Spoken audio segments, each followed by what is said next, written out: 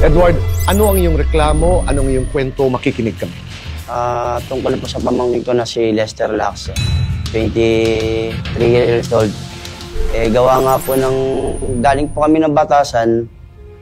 Tapos po may nag-send po sa amin ng picture sa mama ko na ganun nga po yung nangyari sa papa ko ngayon. Sabi ko sa mama ko na nagsabi agad po ako sa mama ko na, "Ma, kaya nasaktan ko si papa." Gawa na nabigla ko, na kakagising ko lang, tinadya kayo lang sa pagpunta sa akin. Tapos ayun po, nabigla ko lang po nasuntok siya na hindi ko na po inaasahan, na blanco na po ako. Ay nga po, bigla po nagwala po si pamangkin ko po doon sa loob. Tinatanong kung sino po yung nangano sa papa ko. Parang ako na po yung nalaman niya na ako po yung sumuntok.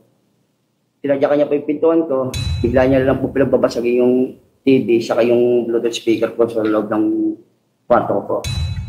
Asay na po, pag-uwi po namin, sabi ko mas maganda, pumunta muna tayo sa barangay o sa pulis para makakuha tayong responde, para makuha yung si Lester, para makapag-usap sa barangay.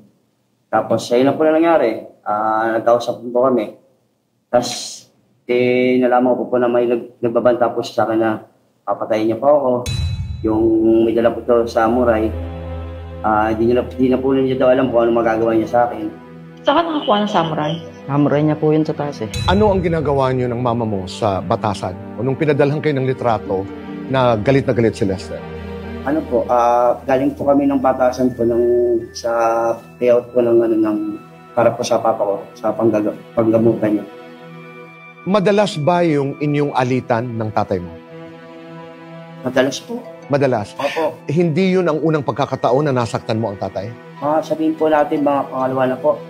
Hindi katulad ng mga kwento na naririnig namin na ilang beses nang di umano'y nasasaktan mo ang tatay dahil parati kang minumura o kaya nagtatapon, nagagalit. Opo, parang pangalawang beses na po. Okay. Pero alam mong may sakit ang tatay? Opo. Bakit ba niya sinasaktan yung lola mo, yung tatay niya?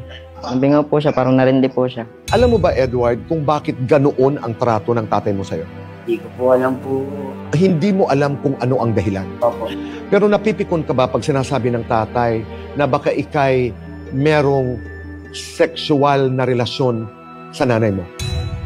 Doon po ako nasasaktan lagi po eh. Lagi pong kung ano yung siya sabi sa amin magang nanay. Sasabihin niya po, dahil nga naman kasi taas. Nag-ano na naman kayo. Tapos magbumura po siya na magbumura. Hanggang nangyari po yung mama ko na rin po, nagagalit na rin po sa kanya. Tapos, napakasakit po. Bisa, umiyak po ako sa loob ng kwarto kung ano yung nangyayari sa buhay namin. Sinubukan mo ba magpaliwanag sa tatay na ganito ang totoo, ganito ka nakakasakit sa iyong mga sinasabi?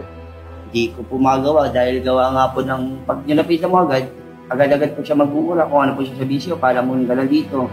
Saka hindi ka namin tunay na anak, inampon ka lang namin, binigay nga sa amin ng kita mo. Ganun po ako nasasaktan eh. Sumasagot ka? Opo, sumasagot po ako. Pag alam ko naman po na edad po ako, pag pinagbumurahin niya po, bumurahin ko rin po na mumurahin.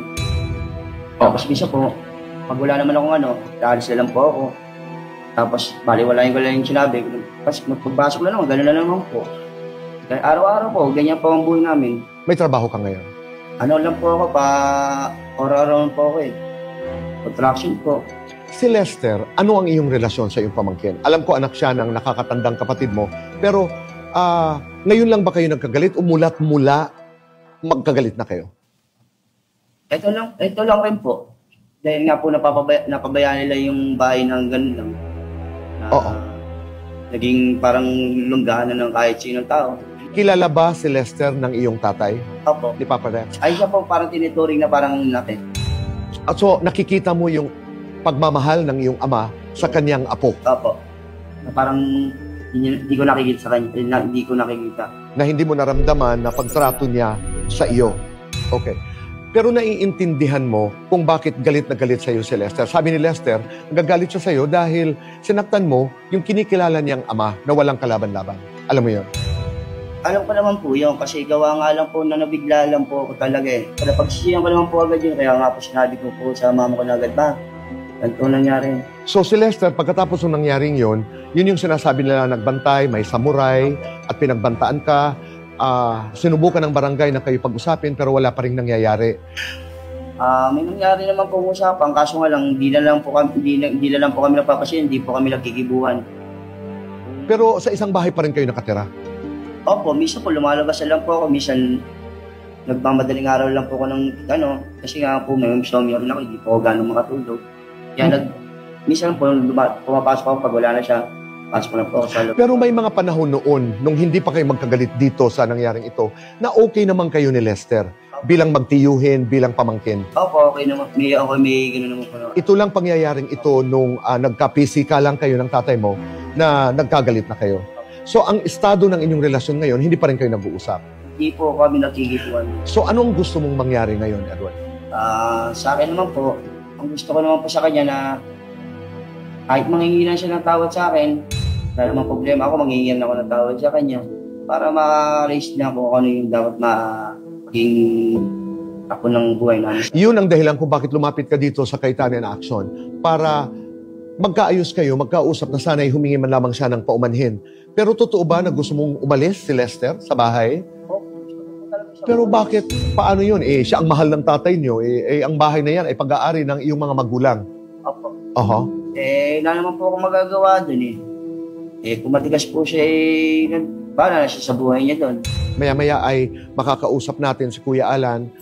Sigurado akong may advice o di kaya'y may solusyon siyang ibabahagi sa inyo. Maraming salamat po, Tito Boy. Maraming salamat po. Maraming Thank you po. Oo, salamat.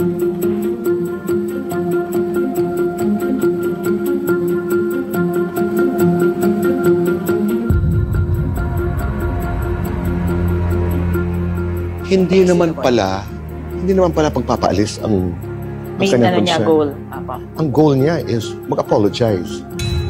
Opo. That's what I heard, di ba? Ang sinasabi kasi nitong si Lester, selos na selos daw sa kanya talaga tong tipo niya.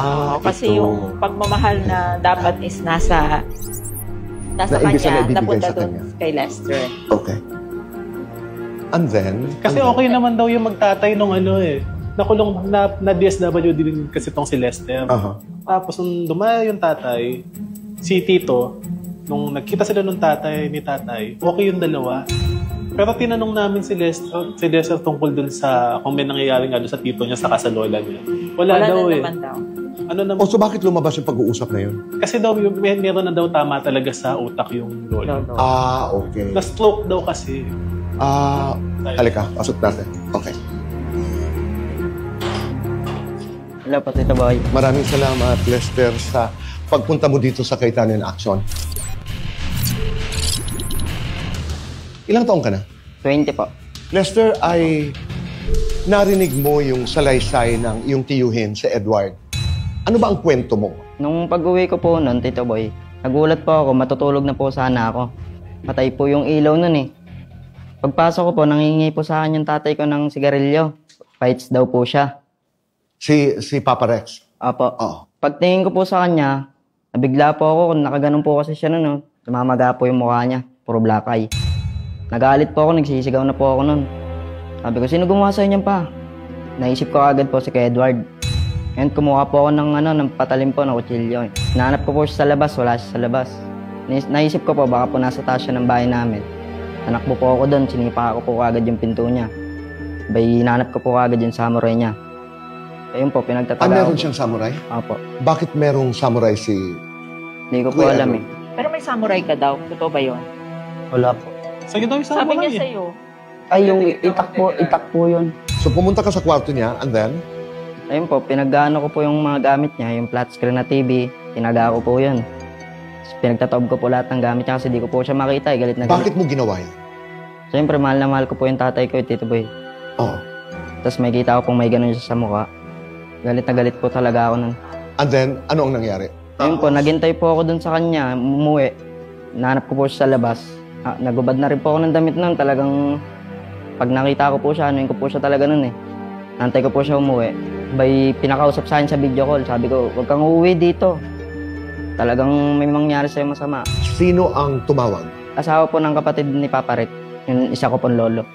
Kasama ni Edward noon, ang lola mo. Apo, sa Batasan po. Sa Batasan, kung saan kinokolekta nila yung pambili daw ng gamot para sa papa nyo. Anong sinabi mo sa kanila? Sabi ko po, ma, huwag mong papauwiin dito yan. Papatayin ko talaga yan pag nakita ko dito yan. Kasi nakabang na po ako nun sa gate eh. Gigil na po ako sa kanya nun eh. Okay. Biglang maya-maya po may dumating, pulis na po yung dumating.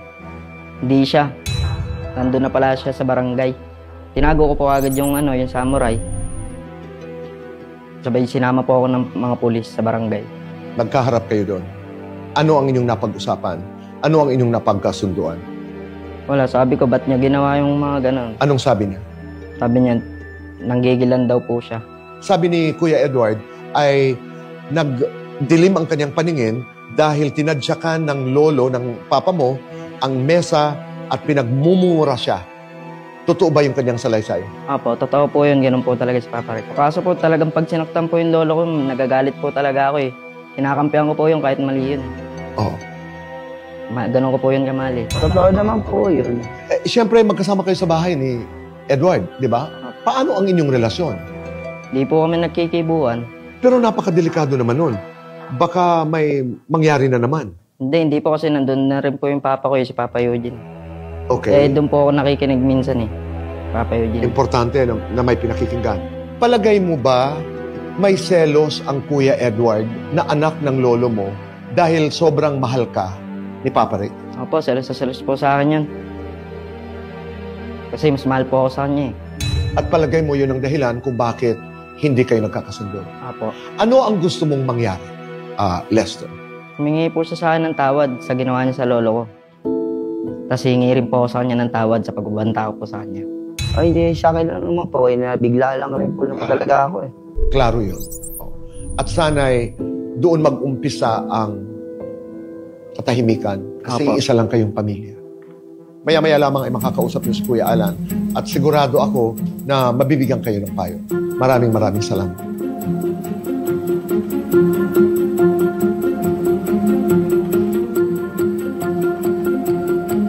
Palagay ko maaayos naman. Opo, Tito. Tito. Pareho sila ng gusto eh. Yes po. At saka feeling ko, Tito, parang isolated incident lang yung Oo. nangyari na nagdilim yung paningin niya dahil daw natamaan siya nung mesang. At hindi itinatatwa ika nga ng batang ito ni Lester na ito ang totoo. Basta ako nagawa ko dahil sobrang mahal ko ang lolo ko. At hindi rin siya naninira yung sinasabing may relasyon yung mag-ina. Hindi po totoo yun. Opo. Pati yung tatay ni Lester sinasabi nakikipag-appeal din doon sa nanay nila. So hindi lang kay Edward binibinta. Okay. Tingnan natin kung anong magaganap pag nakausap na sila ni Kuya Alan.